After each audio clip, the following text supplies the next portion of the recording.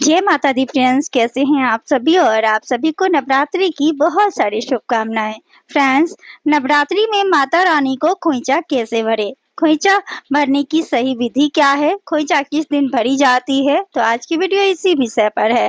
Friends, इसके लिए मैं आप सभी को माता रानी की मंदिर लेकर आई हूँ और मैं आप सभी को खोइचा भर के दिखाऊंगी ताकि आपको अच्छे से समझ में आ जाए।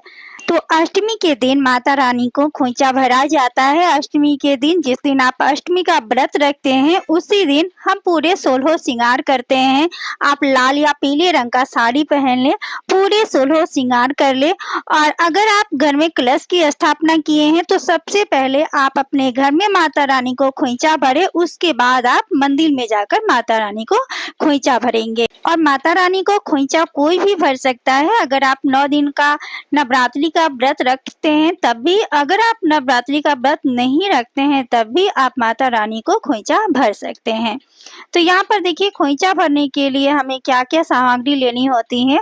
तो खोइचा भरने के लिए देखिए, हमें सुहाग की सामग्री लेनी होती है। तो आप सुहाग की 5 श्रृंगार का सामान भी ले सकते हैं, या आप सिंदूर, बिंदी और चूड़ी भी ले सकते हैं, या आप चाहें तो 16 श्रृंगार की सामानें भी ले सकते हैं। इसके बाद खोइचा भरने के लिए हमें एक चुंदरी लेनी है, या आप लाल रंग का कोई ब्लाउज का कपड़ा भी ले सकते हैं। इसके बाद देखिए, खोइचा हमें चावल से माता रानी को भरनी होती है। इसके लिए जो खीर वाली चावल होती है ना, उसी से माता रानी को खोइचा भरा जाता है। तो इस तरह से चावल को हम देखिए 5 बार हम माता रानी के खोइचे में रखेंगे। जिस तरह से आप अपनी बेटी के विदाई में खोइचा देते हैं ना, उसी तरह से माता रानी को भी खोइचा भरा जाता है।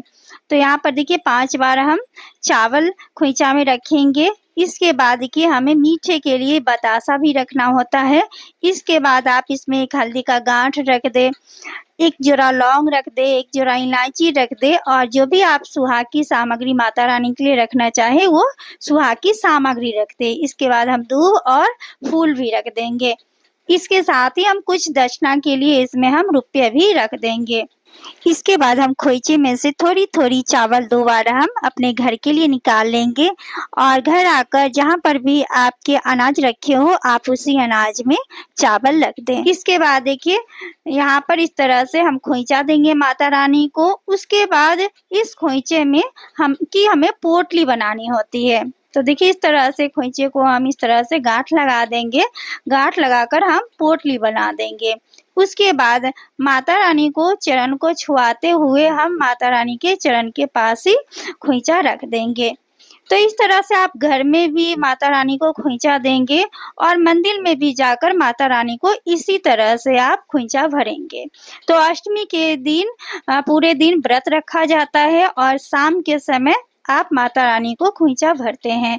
तो इस साल जो अष्टमी है वो 11 तारीख को रखी जाएगी। 11 तारीख को ही अष्टमी का व्रत भी रखा जाएगा और माता रानी को खोइचा भी भरा जाएगा। इसके बाद आप माता रानी को धूप दीप दिखा ले और आप माता रानी की आरती भी कर सकते हैं। तो इस तरह से माता रानी को अष्टमी के दिन खोइचा भरा जाता है। अष्टमी के दिन ही सभी सुहागन महिलाएं पूरे 16 श्रृंगार करके माता रानी को इस तरह से खोइचा भरती है। और माता रानी को खोइचा सभी सुहागन स्त्रियां भर सकती हैं। जिस तरह से आप अपनी बेटी के विदाई के समय उन्हें खोइचा देकर आप विदा करते हैं, उसी तरह जब माता हमारे घर 9 दिनों के लिए आती हैं, हम 9 दिनों के लिए कलश की स्थापना करते हैं, व्रत रखते हैं, तो 9 दिनों के बाद माता रानी को विदा किया जाता है। विदाई के रूप में माता रानी को खोइचा भरा जाता है।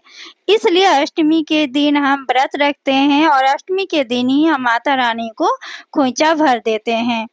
तो इस तरह से अष्टमी के दिन खोइचा भरा जाता है। और माता रानी को कोई भी खोइचा भर सकता है। ऐसा नहीं है कि आपके घर में अगर खोइचा नहीं भरी जाती है तो आपको नहीं भरना चाहिए। माता रानी के विदाई के रूप में कोई भी खोइचा भर सकता है। तो इसी तरह से माता रानी को खोइचा भरा जाता है। तो फ्रेंड्स, इस वीडियो में अगर आप लोगों को कुछ पूछना है, कुछ जानना है, तो आप हमें कमेंट के माध्यम से पूछ सकते हैं। आपके सभी कमेंट का रिप्लाई मैं अवश्य रूप से दूंगी। इसी तरह के 30 त्योहार वीडियो देखने के लिए आप सभी मेरे चैनल को सब्सक्राइब कर ले। जय माता दी।